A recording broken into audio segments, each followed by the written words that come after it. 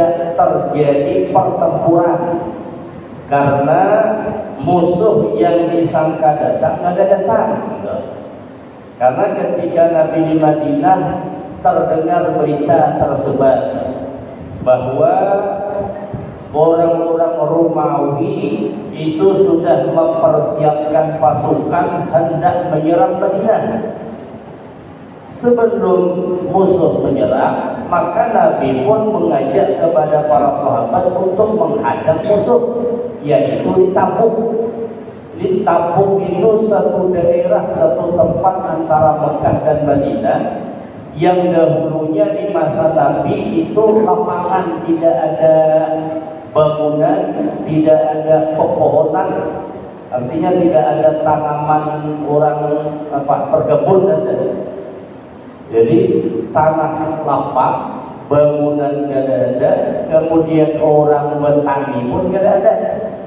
Maka di masa peperangan Tabuk itu Nabi pernah berkata kepada Muaz bin Jabal, ujar Nabi, wahai Muaz, kelak apabila engkau panjang umur, engkau akan menemukan tempat ini penuh dengan tanaman. Dan apa yang disampaikan oleh Nabi pada hari ini nyata. Bangunan megah segala macam di Tabuk, bahkan sekarang menjadi tempat wisata. Kemudian juga Tabuk menjadi tempat lumbung gandum, tanaman-tanaman gandum, tanaman bunga dan buah-buahan lainnya. Jadi sekarang ini Tabuk bangunan banyak, kemudian menjadi lumbung pangan, lumbung tanaman gandum. Dan itu prediksi Nabi 14 abad yang lalu. Ujian itu waktu perang Tabuk. Padahal pada masa Nabi perang Tabuk itu tanah kosong. Kalaupun ada kayu-kayu paling ada. Yang jelas tidak ada orang berkebun. Kemudian apalagi bangunan-bangunan pun tidak ada. Sekarang sudah menjadi kota tempat wisata. Jadi apa yang disampaikan Nabi terjadi pada saat ini. Jadi ceritanya Nabi mendengar orang-orang Romawi sudah mempersiapkan pasukan hendak menyerbu Madinah. Kalau bahasa kitanya, sebelum orang menyerbu ke rumah, baik kita hadap, dia datang, itulah. Maka Nabi pun mengajak pasukan para sahabat untuk ikut berjuang. Kebetulan pada waktu perang Tabuk itu Madinah dilanda musim panas, musim sakit, peceklik, tumbuh-tumbuhan tidak berbuah, kalaupun berbuah pun tidak banyak. Jadi musim sakit, banyak orang yang kelaparan. Pas pulang perang Tabuk, maka Nabi mengajak para sahabat yang lain untuk ikut serta dalam peperangan menghadang pasukan Romawi. Maka kurang lebih 30.000 pasukan terkumpul. Jadi Nabi mengajak 30.000 pasukan terkumpul dari kaum muslimin para sahabat. Dan umumnya yang ikut peperang itu orang-orang muksirin, orang-orang melarat, orang-orang sakit. Dan memang pada masa itu peceklik, jadi banyak yang susah. Hendak umpat peperang dari Madinah ke Tabuk itu lumayan jauh. Sampai di Tabuk harus berkemah, jadi harus bersambung. Sementara 30.000 pasukan itu tuh macam mana? Hendak pulang peperang. Sementara peperang itu butuh modal, bersambung paling tidak. Karena menuju Tabuk sampai beberapa puluh hari berkemah di sana. Jadi butuh sambungan. Maka ketika itu Nabi meminta orang-orang kaya di Madinah untuk menyumbangkan hartanya. Maka yang terbilang paling besar, paling banyak menyumbangkan harta itu adalah Sayyidina Utsman. Sahabat Nabi Sayyidina Utsman itu sugihnya memang bukan main kepala tanggung. Pada masa itu ia mendermakan hartanya 10.000 dinar. Dinar itu kan duit emas 10.000 keping. Belum lagi ontanya, belum lagi kudanya. Itu Sayyidina Utsman 300 ekor onta didermakannya di jalan Allah sampai pasukan untuk perang Tabuk. Itu macam-macam ini 300 ekor onta kalau disembelih diberi makanan 30.000 pasukan. Belum lagi tunggang, belum lagi kudanya 50 ekor, kuda 50 ekor, kemudian ontanya 300 ekor, kemudian 10.000 dinar. Kalau kita kalikan berapa jumlahnya? Itu Sayyidina Utsman mengimpakkan hartanya. Para sahabat yang lain juga ikut serta mengimpakkan hartanya, termasuklah Abu Bakar Siddiq. Sahabat Abu Bakar Siddiq ketika itu mengimpakkan hartanya 400 dirham. 400 dirham itu bawang perak. Itu satu keping satu dinar aja kalah 400 dirham. Diimpakkan oleh Sayyidina Abu Bakar di jalan Allah untuk biaya peperangan Tabuk. 400 dirham, meskipun 400 dirham, tapi semuanya habis lalu di rumah. Itu juga ada berharga. Maka ketika Abu Bakar Siddiq menyerahkan harta 400 dirham itu kepada Nabi, Nabi bertakwa, ya Nabi ada juga lagi digeliti anak bini di rumah. Maka Sayyidina Abu Bakar nyaman juga. Udah digeliti di rumah Allah dan Rasulnya di rumah. Nah, itulah Abu Bakar Siddiq. Habis harta diimpakkan ditakulik, nampaknya lagi nanti digeliti di rumah. Ada Allah dan Rasulnya di rumah. Coba itu keyakinan Sayyidina Abu Bakar. Kalau Sayyidina Umar berimpak juga, cuma cangkupnya separuh dari harta. Disanggup habiskan kawan. Tapi kalau Sayyidina Abu Bakar habis lalu. Maka wajarlah Sayyidina Abu Bakar itu ketika Nabi meninggal dia jadi khalifah. Karena Sayyidina Abu Bakar itu berteman dengan Nabi selagi halos. Belum lagi Nabi diangkat jadi Nabi sudah berteman sampai ke Tuhan, sampai Nabi diangkat jadi Nabi. Para sahabat yang lain semuanya masing-masing mendermakan hartanya semampunya. Begitu pula perempuan-perempuan yang punya perhiasan, kalau istilah kita sekarang sanggup macul gelang, sanggup macul anting-anting untuk biaya kaum muslimin dalam perang Tabuk. Jadi ketika perang Tabuk itu 30.000 pasukan dibawa ke Tabuk. Nah, sebelum peperangan itu banyak dilema yang dihadapi oleh Nabi. Karena di Madinah ketika itu banyak orang munafik. Nah, orang munafik ini ketika perang itu kan ada umpatan. Dan memang tahunya orang munafik macam-macam alasan. Dan memang para sahabat yang tidak ikut berperang itu minta izin ke Nabi karena memang ada alasan yang tidak bisa ditinggalkan sehingga tidak bisa pergi ke peperangan. Nabi izinkan.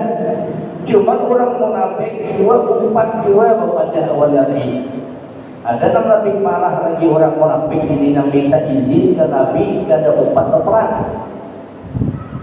Salah seorang dari orang munafik yang di Madinah datang ke Nabi, wahai Rasulullah, aku kena hingga umpat berperang. Kenapa aja Nabi kena umpat? Karena kita ini melawan orang-orang Romawi, orang-orang berkulit putih. Nah, ampun aku tetamu berbinian orang Romawi yang berkulit putih tertahan maksudnya. Nah, begitu. Kalau bahasa kitanya melihat berbinian putih itu bila bisa bawa ada ikat liur perang itu orang munafik. Jadi tahan balasan berbagai macam alasan sehingga tidak ikut berperang. Aku ada sangkutnya berperang musuh orang Romawi, orang berkulit putih. Karena yang bawa berbiniannya berkulit putih. Kada tertimpas lagi musuh. Apa kira awak aku kada dapat berperang daripada dipun fitnah marah kepada Tuhan. Nabi pun mengizinkan. Dan banyak orang-orang munafik ketika itu tidak ikut serta berperang berbagai macam alasan yang diulah-ulahnya. Akhirnya mereka pun diizinkan tidak ikut berperang. Jadi para sahabat yang lain ketika itu melihat orang munafik itu nyaman berat kita izin. Datang ke Nabi diizinkan tidak upat peperangan. Sementara kaum muslimin ketika itu banyak yang memang punya alasan, punya uzur, tapi tetap ikut peperangan. Maka dihiburlah oleh Allah. Disebutkan di dalam Al-Quran itu cerita tentang perang Tabuk. Allah menghibur kaum muslimin. Artinya orang-orang munafik itu tidak ikut berperang, bagus saja juga. Karena ketika dia ikut berperang itu bukan nambah kuat pasukan, tapi malahan tambah melemahkan pasukan. Itu orang munafik. Masalahnya apa? Ketika dalam perjalanan berperang di tengah jalan ini macam-macam. Kita lihat ujung-ujungnya bisa separuh berikan karena apa? Digoda segala macam, dipandiri ini upat peperang hari panas, diimun mana mau kalah kayak Pak, diimun mana juga kalau hati kalah pulang betis putus segala macam. Jadi ibaratnya racun. Jadi kalau orang-orang munafik tidak ikut berperang, sebenarnya itu membuat sedih kaum muslimin lainnya. Artinya nyamannya ini akan upat peperang, kami maka upat peperang.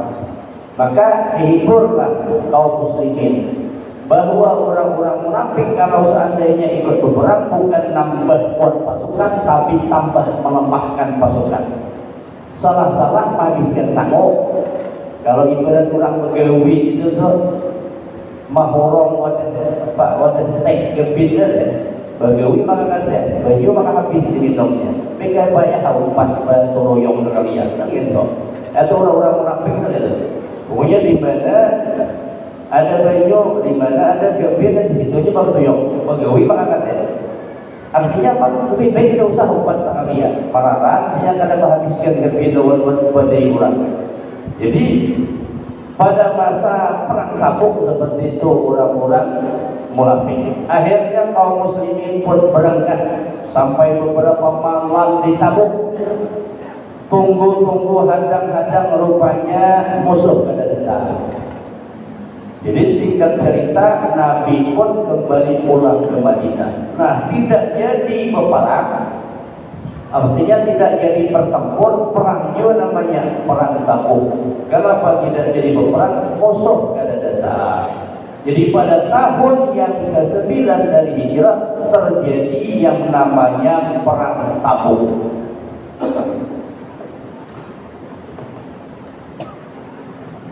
Wa hudima Masjidul Dirar.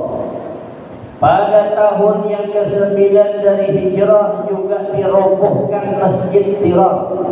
Jadi rupanya orang-orang munafik yang tidak ikut berperang ketika perang Tabuk, kaum muslimin Nabi tulahkan di Tabuk, iya rupanya di Madinah maulah masjid.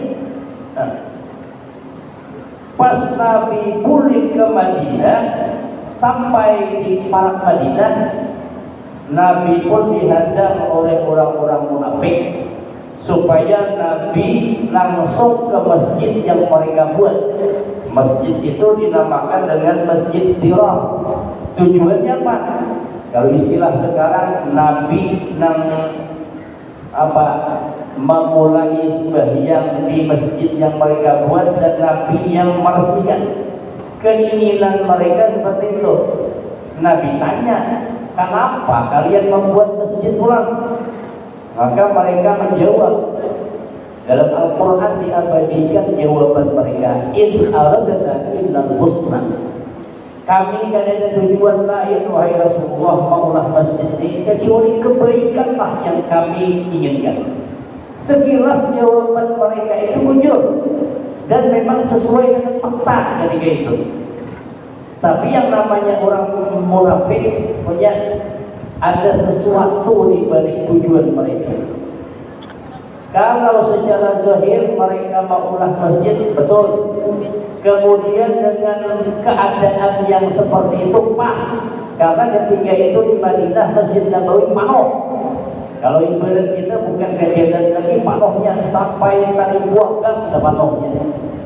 Maka tujuan mereka maulah masjid itu supaya Masjid Nabawi yang orangnya penuh itu tuh bisalah sembahyang di masjid yang mereka buat. Paling tidak semuanya ada buat di masjid Kenaungan paling tidak. Dan memang sekilas apa yang menjadi tujuan, apa alasan mereka itu muncul. Tapi Allah Maha tahu. Maka Allah pun memerintahkan ke Nabi supaya masjid itu dirobohkan. Maka Nabi pun menyuruh para sahabat hancurkan diri. Maka masjid itu pun dihancurkan. Apa tujuannya? Karena memang tujuan orang munafik ini memecah belah kaum muslimin. Apalagi yang hanya masuk Islam ketika di Masjid Nabawi umpama Nabi nang mahutbah, Nabi nang berpidato isi pengajian, sementara masjidnya orang-orang munafik yang mengisi. Nah di situ yang masukkan sedikit demi sedikit kebencian kepada Nabi, akhirnya terpengaruh semestinya. Dan itu tujuan mereka. Tapi Allah Maha tahu. Maka masjidnya itu pun dirobohkan. Itu namanya Masjid Dirar. Jadi sejarah masjid pertama kali dirobohkan di masa Nabi. Masjid yang dibangun oleh orang-orang munafik. Itu terjadi pada tahun yang ke-9 dari Hijrah. Wa qudumul wufudi wa tatabuha. Pada tahun yang ke-9 berbondong-bondong delegasi atau utusan demi utusan dari satu kabilah ke kabilah lain datang menemui Nabi. Jadi antara kabilah-kabilah itu ada perwakilan yang datang ke Nabi. Mereka menyatakan masuk Islam. Kemudian ketika mereka masuk Islam, pulang ke kabilah mereka, dikirim oleh Nabi sahabat sama ajari tentang agama. Maka mulai dari pulang dari Tabuk itu banyak utusan-utusan datang ke Nabi menyatakan masuk Islam. Wa fiha hajja Abu Bakr Siddiq bin nasi wa ma'ahu 300 rajulin wa 20 badan. Pada tahun yang ke-9 Abu Bakar Siddiq radhiyallahu anhu bersama yang lain para sahabat berjumlah 300 orang laki-laki itu melakukan haji. Jadi tahun yang ke-9 Hijrah, Abu Bakar Siddiq bersama sahabat yang lain dengan jumlah 300 laki-laki dari Madinah pergi ke Mekah naik haji. Nabi ke depan. Jadi Abu Bakar Siddiq yang mengumandati, Abu Bakar Siddiq mengetuai. Wa 20 badanan.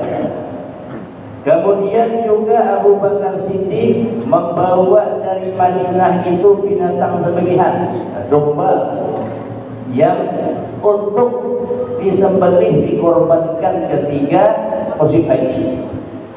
Jadi dari Madinah bawa surang binatang sembelihan. Wa amara sallallahu alaihi wasallam aliyan an yaqra'a bil musimi surat Bara'ah. Kemudian Nabi memerintahkan kepada Sayyidina Ali. Sayyidina Ali ketika itu ikut serta naik haji, agar supaya Sayyidina Ali membaca surah Al-Bara'ah. Itu surah At-Taubah. Nabi menyuruh Sayyidina Ali supaya membaca surah Bara'ah At-Taubah itu pada musim haji ketika Sayyidina Ali berhaji bersama Abu Bakar. Jadi artinya di Ka'bah itu. Kan Bara'ah itu kan berlepas diri. Nabi berlepas diri dari orang-orang kafir. Wa alla yahujja ba'dal am musyrikun wa la yaqumu bil baiti uryan. Kemudian Sayyidina Ali diperintahkan oleh Nabi agar supaya mulai setelah musim haji tahun yang ke-9 seterusnya tidak ada boleh lagi orang kafir yang naik haji sampai sekarang.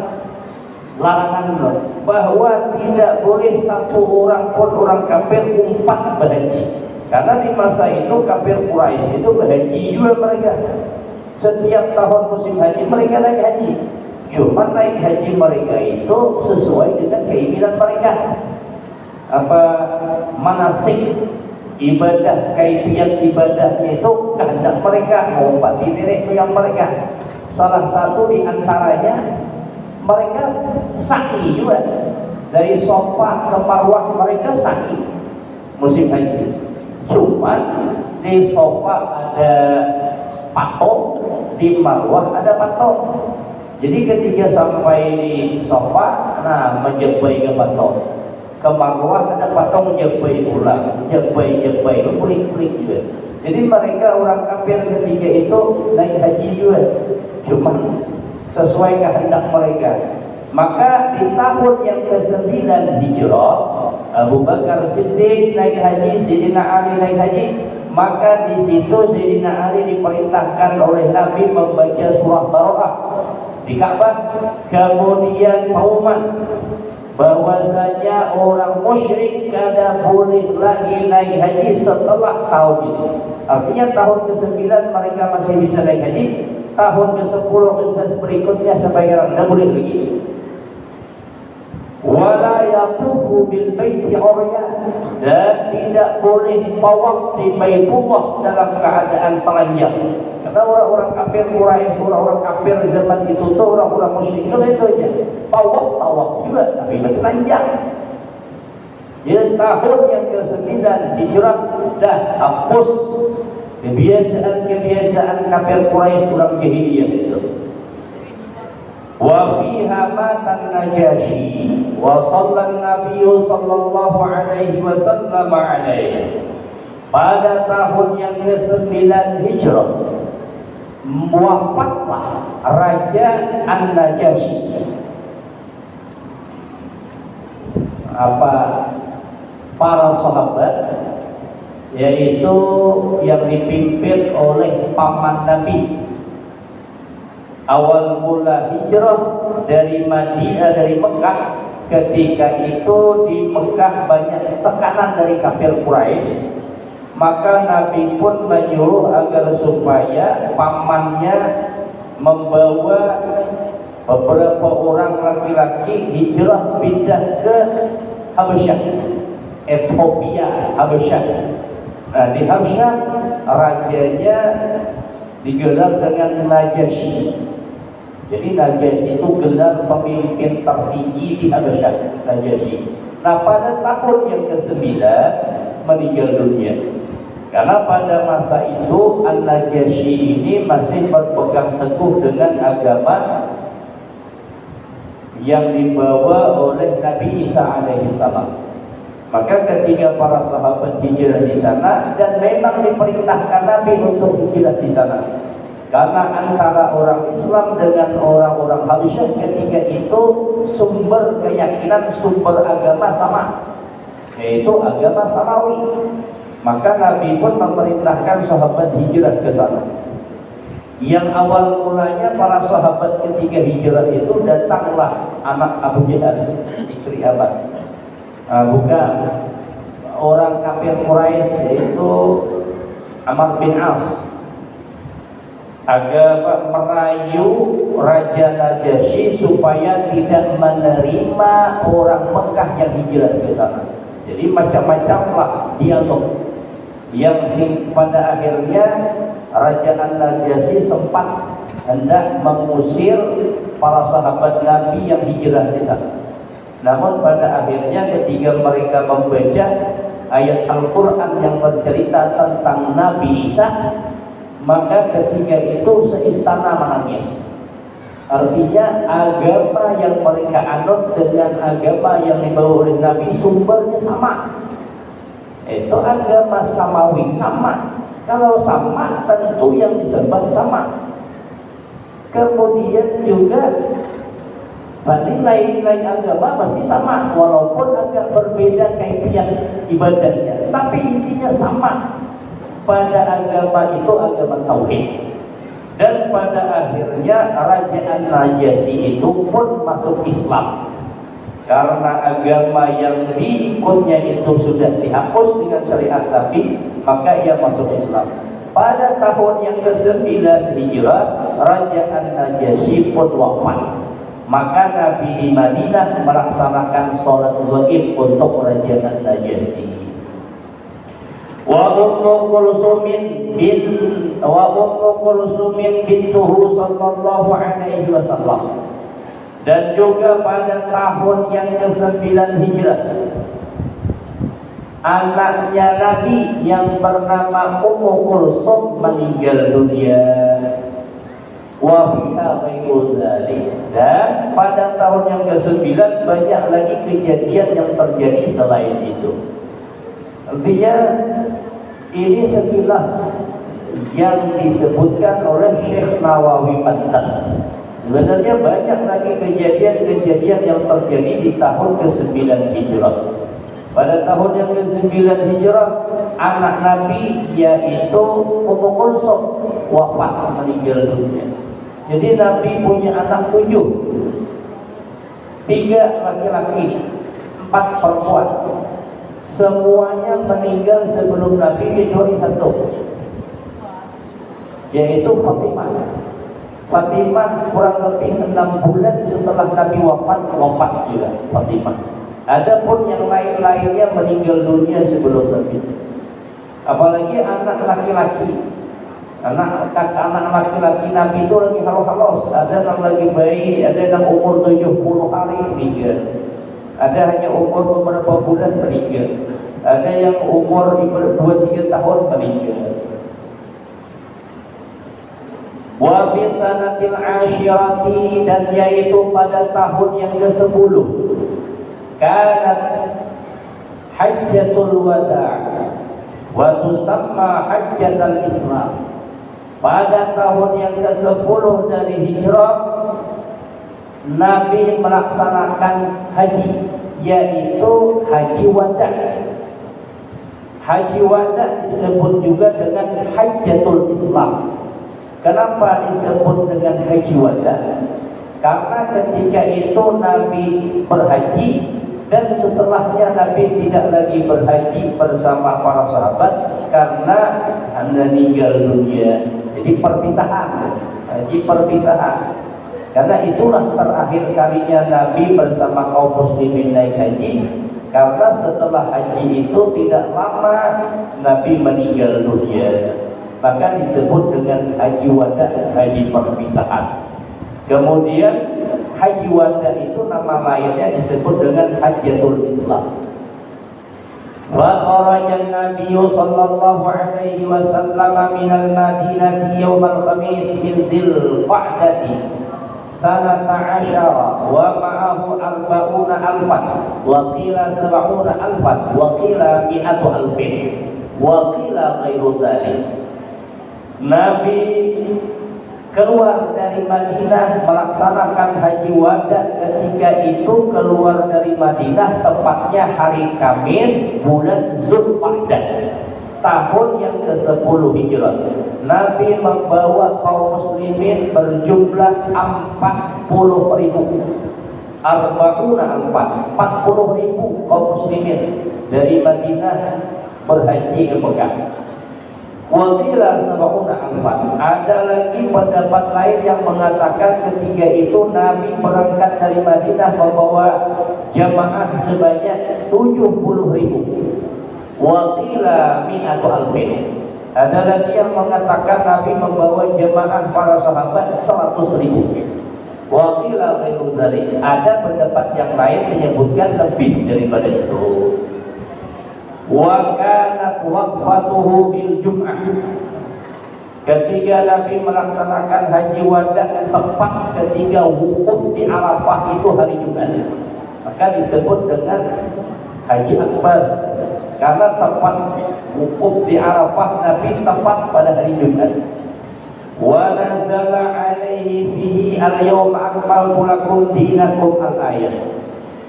Dan ketika itu turun kepada Nabi ayat yang menceritakan tentang kesempurnaan daripada agama. Al-yawma akmaltu lakum dinakum wa atmamtu alaikum ni'mati wa raditu lakumul Islam dinan. Itu ayat turunnya ceritanya ketika selesai melaksanakan manasik ibadah haji. Ketika Nabi sedang berada di atas unta tunggangan, turun mereka Jibril menyampaikan ayat Al-yawma akmaltu lakum dinakum wa atmamtu alaikum ni'mati wa raditu lakumul Islam dinan. Ujar Allah, pada hari ini telah kusempurnakan agama kalian. Artinya tidak ada lagi syariat. Pokoknya haji tahun sekali. Kemudian juga sholat 5 waktu sehari semalam. Puasa setahun sekali, itu bulan Ramadan.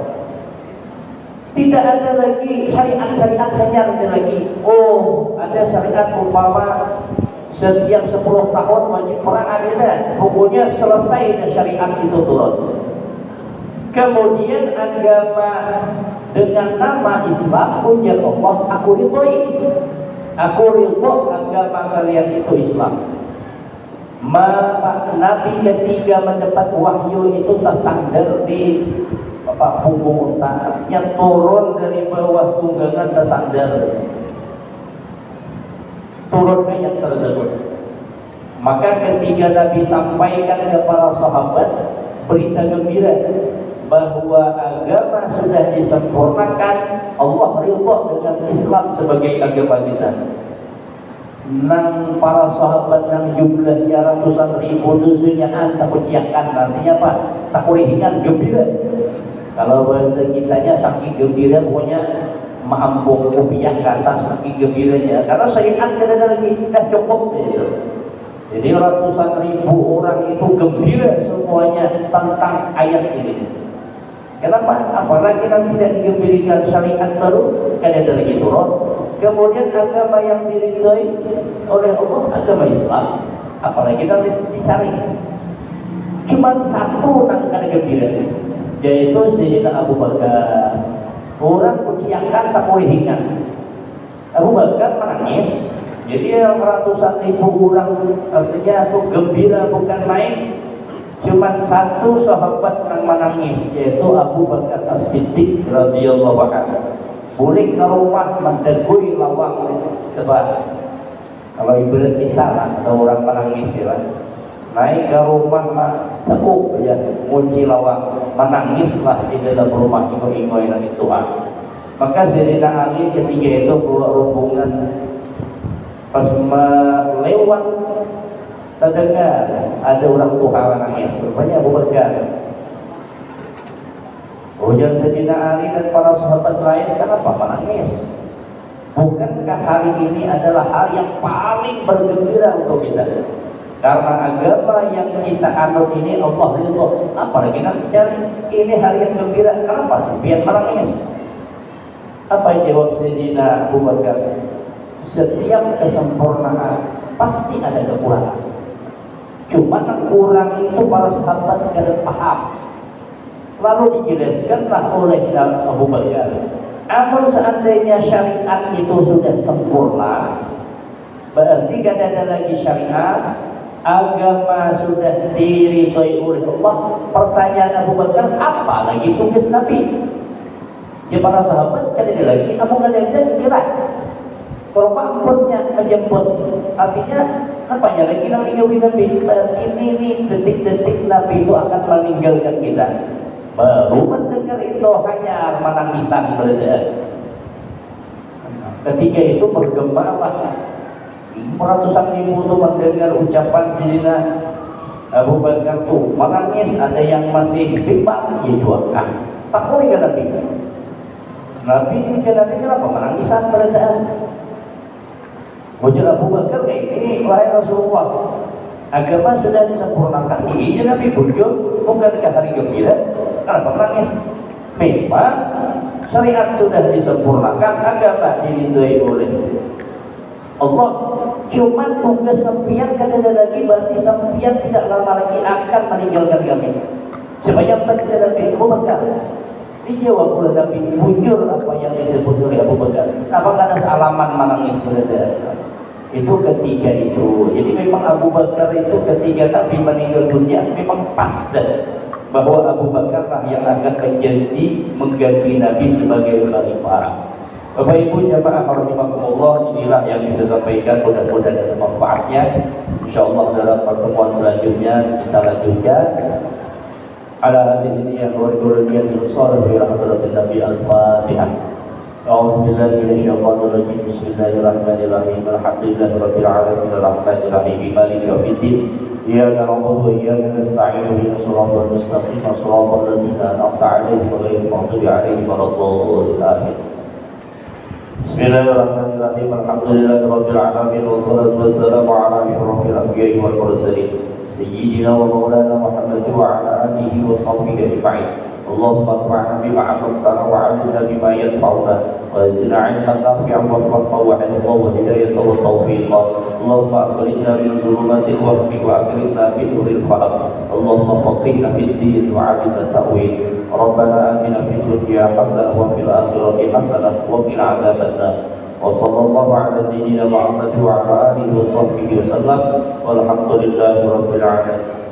Assalamualaikum warahmatullahi wabarakatuh.